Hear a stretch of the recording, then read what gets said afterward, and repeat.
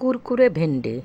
যখন বাড়িতে গেস্ট আসবে না, হঠাৎ কি দেবো চায়ের সঙ্গে এরকমভাবে বানিয়ে দেবেন, গেস্টও খুশ, আপনিও খুশ। ভেন্ডি আর আলুটাকে খুব ভালো করে ধুয়ে ছাঁকনিতে রেখে দিয়েছিলাম, জল ঝরিয়ে নিয়েছি। ওপর দিয়ে আলতো করে একটা টাওয়াল দিয়ে জাস্ট মুছে নিয়েছিলাম। এবার দিলাম নুন, বেসন, হলুদ। এবার আলতো হাতে খুব ভালো করে এগুলোকে একটু মাখিয়ে নেব। মাখানোর পর একদমই ফেলে রাখবেন না, তা নাহলে আবার জল বেরিয়ে যাবে। এদিকে আমি কড়াইতে অনেকক্ষণ ধরে তেল গরমে বসিয়ে দিয়েছিলাম। প্রথমে আলুগুলোকে অল্প অল্প করে ভেজে নিয়েছি।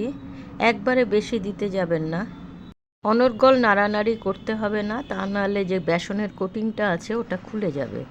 এইরকম যখন লাল হয়ে যাবে তখন আমি আলুগুলোকে তুলে নিচ্ছি।